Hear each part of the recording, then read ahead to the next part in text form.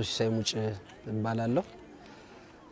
ኃላፊነቴ በጠዳ ጤና ጣቢያ የደንበኞች ምክር ቤት አባል ነኝ። እንግዲህ ካሁን በፊት ፌዴራል መንግስቱ በሰጠው አቅጣጫ ከዛም ክልሉ እዛም መምሪያው በሰጠው አቅጣጫ መሰረት የጠዳ የደንበኞች ምክር ቤት በነሐሴ ወር 2017 ዓ.ም ነው የተቋቋመው። ደንበኞች ምክር ቤቱ ሲቋቋም በተቋሙ ውስጥ ምን ችግሮች አሉ የሚሉትን ነገሮች በሰፊው ማየት ችሏል። ይህ የደንበኛ ምክር ቤቱ ችግሮቹን ከማየቱ በፊት የኮሚኒቲ ስኮር ካርድ ለመስጠት የሚያስችሉ 6 መመዘኛ ነጥቦችን በተለይ በየኳርተሩ እየገመገመ በተቋሙ ውስጥ በጤና ጣቢያ ተቋሙ ውስጥ ያሉ መሰረታዊ ችግሮች ምንድናቸው፣ ስለዚህ ሙያተኞች ደንበኛውን በምን አግባብ እያገለገሉ ይገኛሉ፣ የአምቡላንስ የመድኃኒት አቅርቦት የሚለውን ነገር በየ6 ወሩ እየገመገመ የኮሚኒቲ ስኮር ካርድ እንደሚሰጥ ጥርት ያለ ኦሪንቴሽን በተቋሙ ኃላፊ ከቀረብልን በኋላ ወደዚህ ስራ ውስጥ ለመግባት የጤና ጣቢያው ምን መሰረታዊ ችግሮች አሉ የሚሉትን ነገሮች የደንበኛ ምክር ቤቱ አሰስ አድርጎ ጥናት አድርጎ በገባበት መሰረት አንደኛው የአጥር ችግር እንደነበረበት በሰፊው ማየት ተችሏል። ለዚህም በተደጋጋሚ ችግር ይገጥመው እንደነበር ከዛ ውጭም የተቋረጡ ግንባታዎች መኖራቸውን በሰፊው ያየንበት ሁኔታ ነው ያለ። ስለዚህ ይህን ካደረግን በኋላ ምን እናድርግ ከዚህ በኋላ የሚለውን ነገር እዛው እያለን የደንበኛ ምክር ቤቱ የሀብት አሰባሳቢ ኮሚቴ ሆኖ ለተቋሙ ማድረግ የሚገባውን ነገር ስናደርግ ቆይተናል። በተለይ በሶሻል ሚዲያ የሀብት ማሰባሰብ ስራ፣ ከዛ ውጭ ቁጥራቸው ከ17 የማያንሱ መንግስታዊና መንግስታዊ ያልሆኑ ተቋሞችን በአካል በመሄድ በደብዳቤ በመያዝ ድጋፍ እንዲያደርጉልን በማድረግ ሰፊ ስራዎችን ሲሰራ የቆየና ኦልሞስት በሶሻል ሚዲያው ከማህበረሰቡ ከ1.1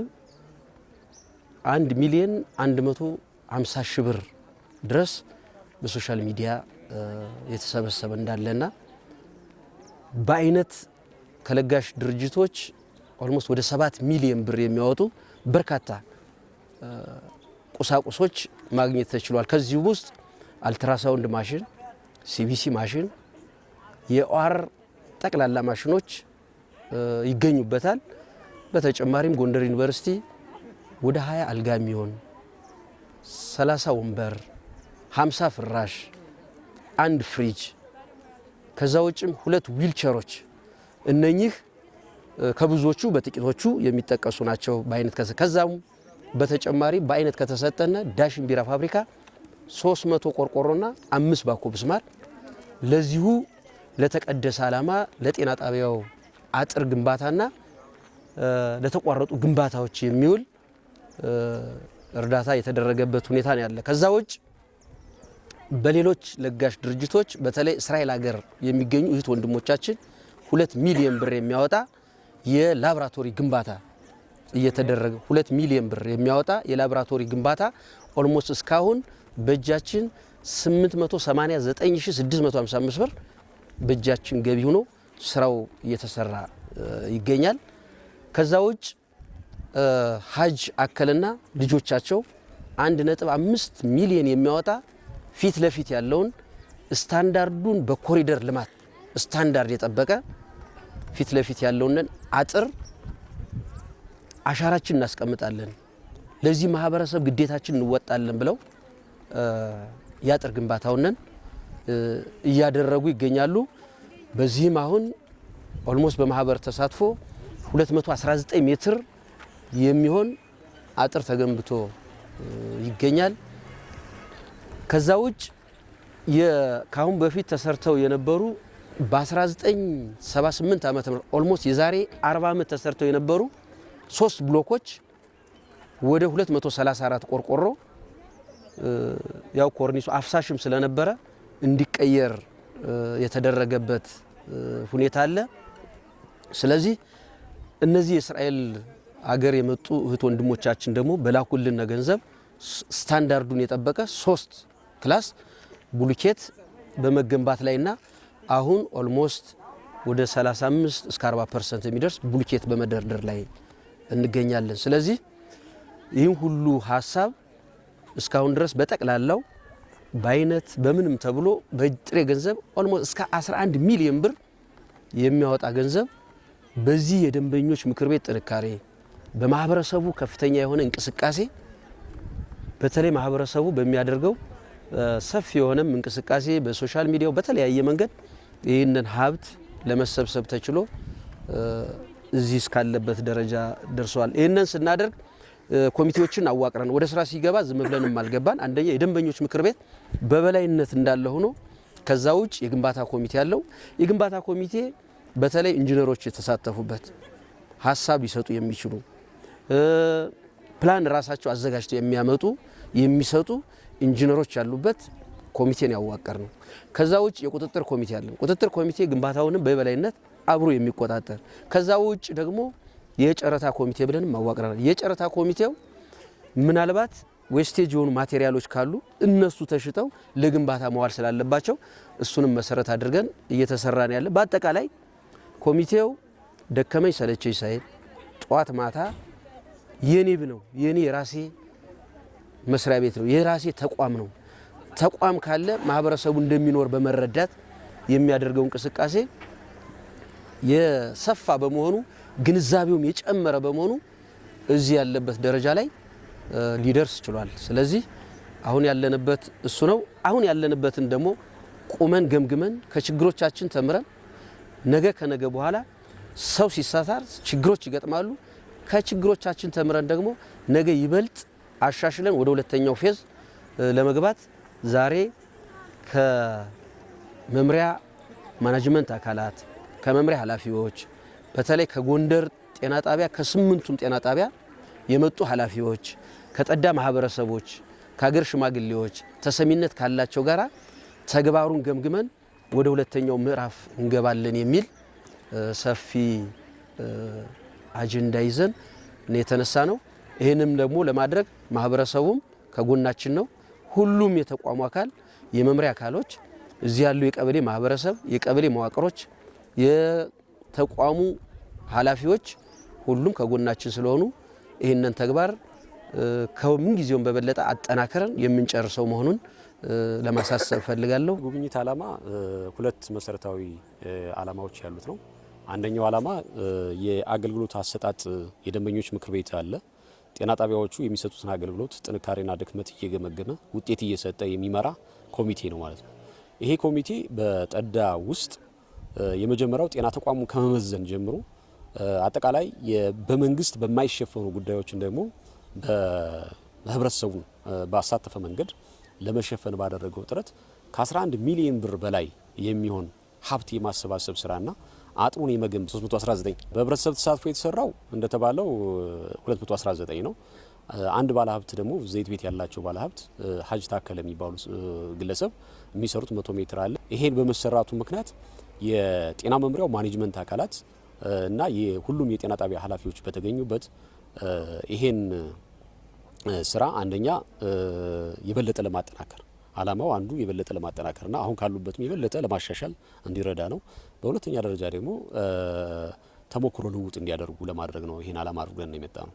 ጤና ጣቢያዎችና መምሪያው ላይ ያሉ ባለሙያዎቻችን የሚጠበቅባቸው ህብረተሰቡን የጤና ጣቢያውን በማስጎብኘት ችግሮችን ጥልቀት ማሳየት እና በመንግስት የሚሸፈነውን በመንግስት በመሸፈን ከመንግስት ውጪ ደግሞ በህብረተሰብ ተሳትፎ የሚሸፈነውን ህብረተሰብ እንዲሸፍኑ በማድረግ ጤና ጣቢያዎችን የማዘመን እነሱን የጥራታቸውና አገልግሎት አሰጣጣቸውን የማስተካከል ስራ መስራት ነው። እኛ እንደ መምሪያ የመምሪያ ባለሙያዎቹ ተመድበው እየሰሩ ነው ያሉት። በየጤና ጣቢያው ተመድበው ይሄን ስራ እየሰሩ ነው ያሉት። ይሄኛው በጣም የተሻለ ስለሰራ ተሞክሮ ሊወሰድበት ይገባል ተብሎ ነው እንጂ ይሄን የሚሰሩ ሌሎች ከ8ቱ ጤና ጣቢያዎችም ሌሎች ጤና ጣቢያዎችም አሉ ማለት ነው። ስለዚህ ይሄን እንዲሰራ የመምሪያው ባለሙያዎች ድጋፍ እያደረጉ ነው ያሉ ማለት ነው።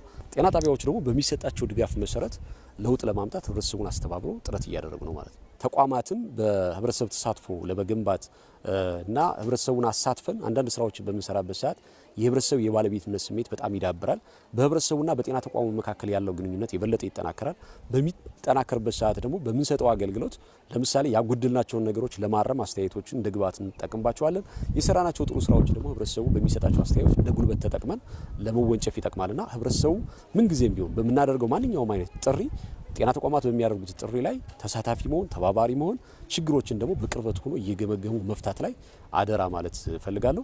የጤና ተቋሞቻችን ደግሞ ማድረግ ያለባቸው ህብረተሰቡ የሚሰጣቸውን አስተያየት በየጊዜው አክሽን ፕላን እያዘጋጁ ይሄን ለመፍታት የተሰጣቸውን አስተያየት ለመፍታት ምዘናቸውን ለማሻሻል ጥረት ማድረግ መቻል አለባቸው። ግባብ ተቋሙን አገልግሎቱ የተሻለ እንዲሆንና የተሻለ አገልግሎት ህዝባችን እንዲያገኝ ስራ እየሰራ እንገኛለን ማለት ነው።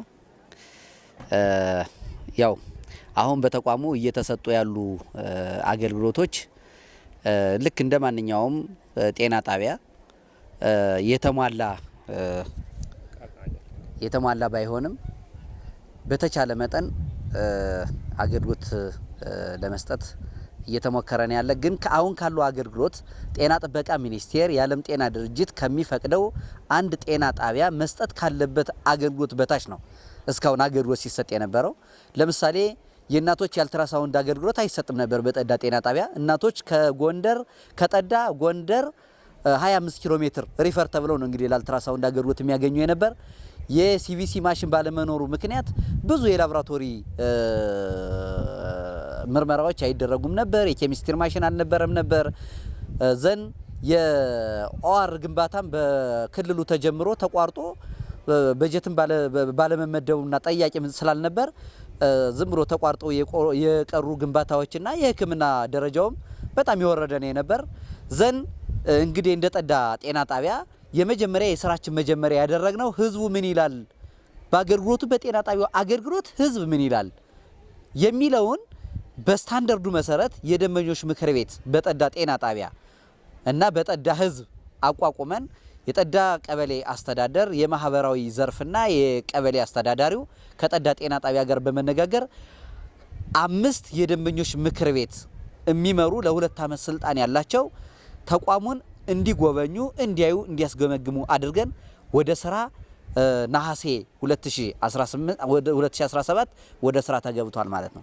ስለዚህ ከተገባ በኋላ 30 ሰዎች ገለልተኛ ሆነው ተቋሙን እንዲመዝኑ ተደርጎ እነዛ 7 ሰዎች አስተያየት ሰጠውናል። የመጀመሪያው አስተያየት ተቋሙ አገልግሎቱ ሙሉ አይደለም፣ እንደሌላው ጤና ጣቢያ ለምንድነው የተሟላ አገልግሎት የማይሰጠን? ለምንድነው እናት ለአልትራሳውንድ ወደ ጎንደር የምትሄደው?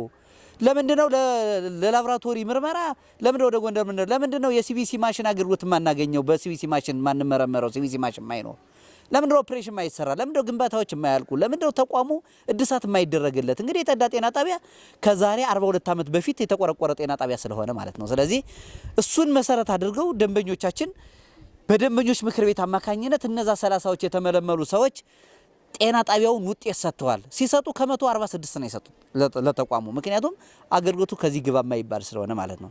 ይሄ የደንበኞች ምክር ቤት ቁጭ ብሎ ተቋሙ በመንግስት ብቻ ሊሟላ አይችልም፣ ከመንግስት ጠባቂነት መውጣት መቻል አለብን፣ መንግስትን ለመጠየቅ ቅድሚያ ህዝብ ተቋሙ የኔ ነው የሚል አመለካከት ሊኖረው ይገባል የሚል ሰፊ ስራ ተሰርቷል። እንግዲህ በዚህ 4 ወር ውስጥ የሚገርም ነው። በጣም የሚገርም አይነት ስራ ነው የተሰራ።